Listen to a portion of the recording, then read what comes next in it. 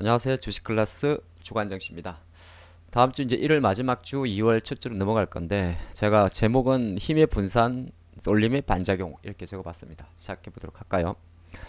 어, 금요일 날 미국 증시는 약간 요렇게 마감을 했는데 내용을 놓고 보면 여기 보면 이제 마이크로소프트나 구글, 메타, 뭐 아마존, 애플 이런 별로 영향이 없는데 조금 많이 최근에 올라갔던 게 반도체 섹터죠. 예, 엔비디아는 크게 많이 움직이지 않았습니다만 인텔이 12% 정도 하락을 했고 퀄컴이나 텍사스 인스트루먼트 이런 기업들도 빠졌습니다. 근데 올라간 종목을 놓고 보면 여기 이제 소비재 섹터도 있고요. 헬스케어 섹터도 있고 뭐 제약주, 에너지 뭐 이런 식으로 많이 올라갔습니다. 그러니까 다음 주는 아마 제 판단으로 AI로 쏠렸던 힘 자체가 어느 정도 약간 분산이 되지 않을까 그렇게 생각을 해보는 거고 그 분산의 자체가 이제 어떻게 보게 되면 쏠림을 만들어내겠죠. 쏠림의 완화 그러면 순환매 이렇게 볼 수 있는데 실제로 미국 증시를 놓고 보면 인텔의 주가가 한 12%뭐 하락한 이유는 올해 1분기에 대한 전망 자체를 좀 부정적으로 했죠.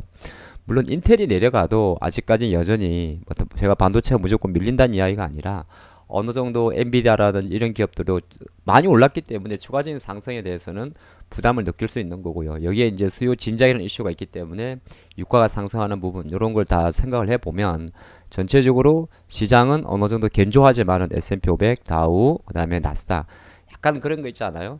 우리가 1등 하는 사람들은 오히려 계속적으로 1등을 하지 못할 것 같다는 두려움이 있다는 거죠. 그 관점을 한번 접근해 보는 거고 우리나라 정시도 지난주에 약간 지수 관점에서는 그 여전히 일주일 동안 2500포인트 밑에 있었습니다만은 슬금슬금 이제 삼성전자나 하이닉스의 지배력이 조금 떨어지고 밑에 종목들이 좀 반등하는 분위기가 나온단 말이죠. 그 밑에 종목이란 거는 지난주에 자동차도 약간 그런 힘을 좀 보여줬죠. 예, 자동차도 좀 보여줬고 그리고 화학주도 좀 보여줬고요. 그죠? 뭐 롯데케미칼 같은 화학주들도 어느 정도 지난주만 놓고 보면 어느 정도 바닥에서 조금 올라서는 모습. 크래프트 같은 게임주도 마찬가지입니다. 물론 다 모든 섹터가 다 움직인 건 아니지만은 이런 종목들 같은 경우도 어느 정도 반등을 보여주고 있기 때문에 마지막 주나 2월로 넘어가는 관점에서는 이 타이틀이 그렇게 무색하지는 않지 않을까 생각을 좀 해보겠고요. 자, 한번 보게 되면 미국도 쏠림이 워낙 심한데 일주일 동안 미국 증시에서 주 ETF에서 탑5와 내려간 거 탑5를 보게 되면 확실히 여기 보면 세미컨덕터죠. 반도체가 10% 정도 올랐고 나머지가 이제 클라우드 컴퓨팅 쪽 요런 섹터 여기도 인터넷 밑에 보면 비디오 게임 뭐 이런 종목들이죠. 상당히 이쪽이 상당히 강했었고 상대적으로 이제 반대쪽 핀테크라든지 리튬 배터리 테크라든지 뭐 이런 쪽 섹터들이 약했죠. 뭐 클린 에너지도 마찬가지고 로보틱스 앤드 AI 뭐 이런 것도 있는 건데 이쪽은 선방을 했네요.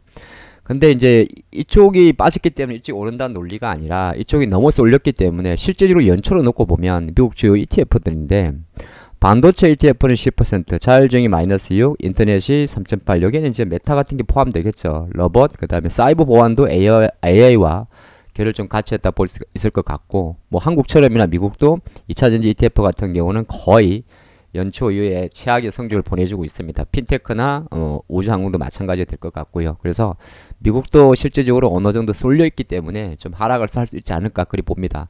주변 환경은 그렇게 나쁘진 않아요. 금요일날 발표된 미국의 PC 물가 지표는 지난달 3.2에서 2.9로 좀 내려왔습니다. 그러니까 물가는 조금 떨어지고 있고 물론 그럼에도 불구하고 이번 주에 특별히 미국이 금리를 인하진 않겠습니다만은 우리 주변 변수라고 이야기하는 국채금리와 달러 같은 경우는 큰 변동은 없습니다.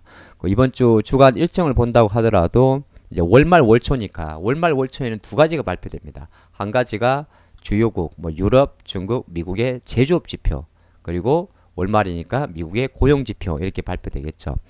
그리고 이제 이번 주는 미국 기업들의 실적 발표도 상당히 많습니다. 자, 그리 보게 되면 중국은 최근에 지표가 안 좋습니다. 1월 31일 정도 예정인데 이게 제조업 지표라는 건 50선이 기준이거든요. 근데 중국도 이제 지급 준비율은 실제적으로 2월 달부터 발효가 되게 되고요. 증시가 물론 이게 뭐 우리가 돈으로 올릴 수 있는 건 아닙니다. 구조적인 게 좀 필요하죠. 지난주에 홍콩 증시가 대략 5천원을 찍고 한 10% 정도 잠시 반등하다가 밀리면서 마감을 했는데 뭐 이걸 완전히 바닥을 형성했다고 말하기는 아직까지 좀 불안합니다. 월봉도 그렇고 주봉도 그렇고. 그래서 다음 주는 약간의 되돌림이 나온다 하더라도 통상적으로 중국은 3월에 대한 기대감으로 조금 끌고 가는 성향이 있습니다. 그렇기 때문에 제가 생각할 때는 뭐 여기서 V자 반등이 축축축 나오지 않는다 하더라도 어느 정도의 하방 지지는 보일 수 있지 않을까. 그러면 그렇게 부담스러운 환경으로 안 갈 수도 있습니다. 그 관점으로 보는 거고, 미국은 이번 주 금리 결정이 있는데 거의 동결이 우이죠. 예, 이번엔 1월 금리 같은 경우는 거의 제가 볼 때는 거의 100%입니다.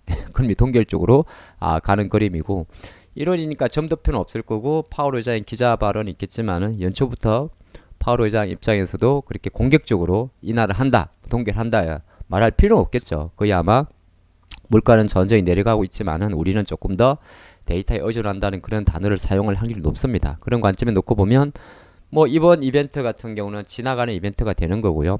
그리고 이제 고용 같은 경우도 놓고 보면 지금은 올해 전망 자체가 실업률은 3.7인데 지금 컨센서스가 20만 6천 건에서 18만 5천 건으로 조금 전망을 내려가게 합니다. 이 말은 뭐냐면 최근에 미국이 GDP는 잘 나왔지만은 연준은 금리를 결정할 때 물가하고 고용을 많이 신경을 쓰죠.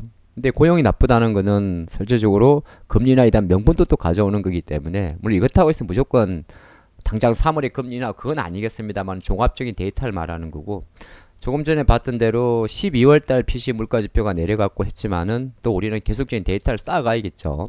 그러면 2월 13일입니다. 2월 13일 날 또 1월 달 물가 지표가 발표되기 때문에 아마 금리 결정 같은 이슈는 미국이 3월 FOMC 정도는 가야 어느 정도 윤곽이 구체적으로 잡히지 않을까. 그러면 지금 이제 1월 말과 2월로 넘어가는 과정에서는 이제 쏠림의 반작용이 어느 정도 들어오는지.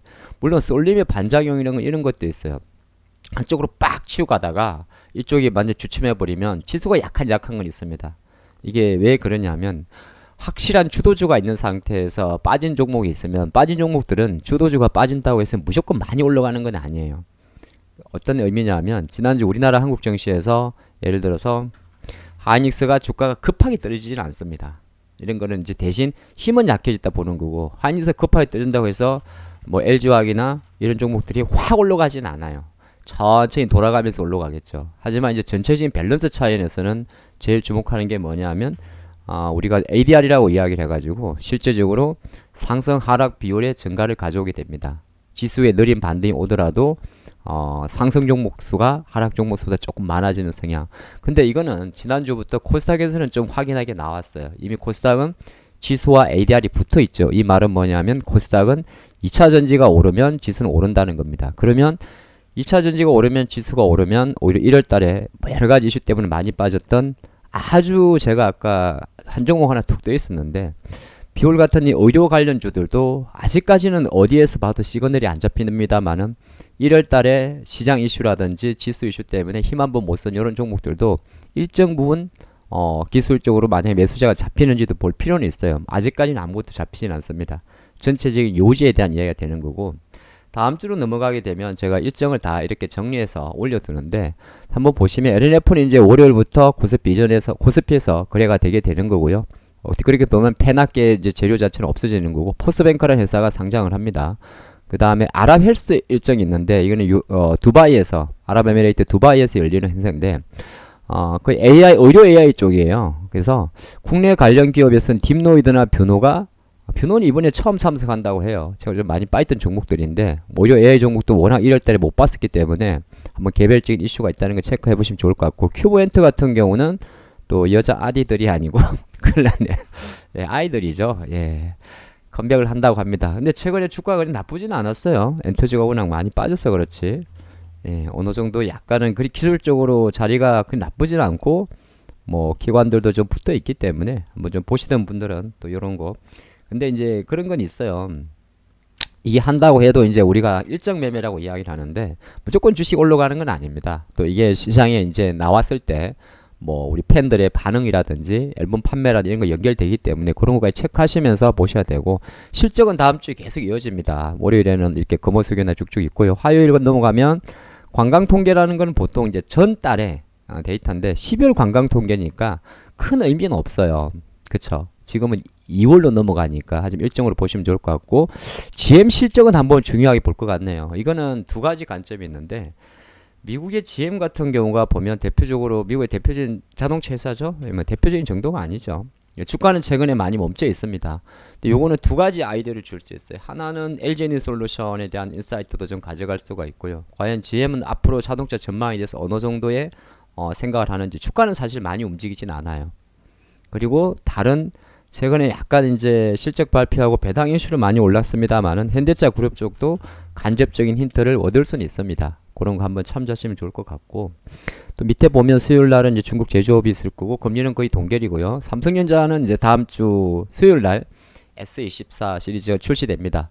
이미 사전 예약은 여러분 많이 언론 보도에서 보셨겠지만 전작에 대해서 상당히 높은 사전 예약률과 120만 대 이상의 이야기가 나왔고요. S24의 효과 자체가 이제 지난주에 관련주도 많이 움직였습니다만은 본격적으로 또 한 번 더 그 관련주들이 움직일 수 있는. 근데 문제 출시기 때문에 언론 릴리스는 많이 안 나와요. 일정으로 참조하시고, 포스코홀딩스 관점에서 좀 말씀드리면 포스코홀딩스는 차기 회장 선임이 3월에 상정하게 되는데 지금 이번 주 정도에 가지고 차기 회장 파이널 리스트를 공개한다고 합니다. 보통 그동안은 포스코홀딩스는 내부 위주로 거의 대부분이 회장이 됐었는데 뭐 내부적으로 지금 몇 분의 이름이 거론되고, 외부 요인에는 예전에 LG에너지솔루션을 리딩하셨던 권영수 부회장도 지금 여기 후보로는 거론이 된다고 합니다. 근데 그동안 포스코홀딩스는 대부분 내부 직원을 회장으로 많이 선출을 했기 때문에 아마 이번에도 크게 틀리지 않지 않을까. 공식 일정은 포스코홀딩스가 2월 초에 이제 실제적으로 선정을 하게 되고 최종 1인을 선정하게 되고, 그러면 회장이니까 이사의 결의를 거쳐서 수총회에 상장되니까 그 2월 중에는 주총회에 상정되는 거는 형식적인 절차고요. 2월 중으로 선정된다고 보시면 좋을 것 같습니다. 이것도 근데 주가 관점에서는 하나의 불확실성 해소로 작용할 수가 있습니다. 그거 보시고, 여전히 마이크로소프트나 AMD 이런 거 대주요 기업들 다음 주 실적 발표 있고요. 쭉쭉쭉 보면 있습니다. 요 내용들은 제가 다 텔레그램에 올려두기 때문에 참조하시면 좋을 것 같습니다. 텔레그램 주소는 유튜브 PC 화면에 들어가면 링크에 제가 공유를 해놨습니다. 그렇게 찾아오시면 될 것 같고요. 1일날 중국 제조업 전국 제조업 뉴스 있을 거고, 퀄컴 실적이 있습니다. 개별 기업들이 있고, 레이저 옵틱이라는 의료기기 회사가 스펙 합당 상장을 합니다. 하고 금요일날 이제 보면 애플의 비전 프로가 출시가 되죠.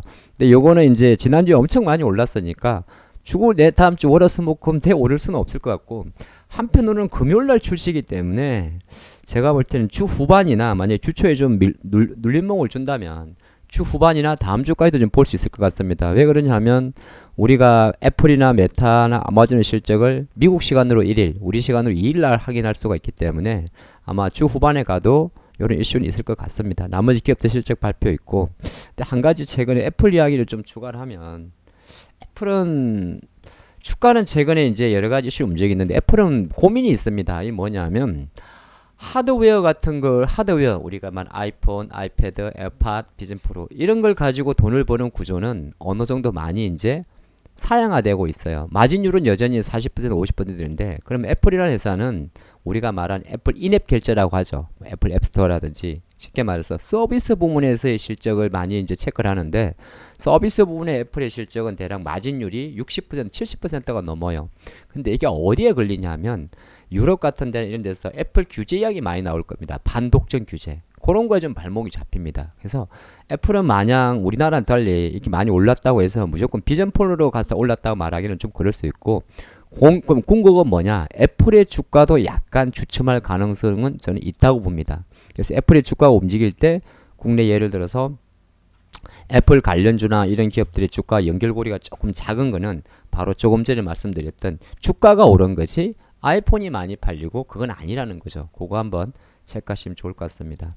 기업이라는 게 항상 보면 좋은 것도 있고 나쁜 것도 있죠. 그래서 다음 주 정시는 힘의 분산, AI 쏠림의 반작용이 시장에서 2차 전지라든지 기타 산업재라든지 경기 민감주, 또 IT로 갔을 때는 바이오나 헬스케어 쪽으로 퍼질 수 있는 가능성이 좀 많이 있지 않나 생각하면서 1월의 마지막 주간 정시는 여기까지 하겠습니다.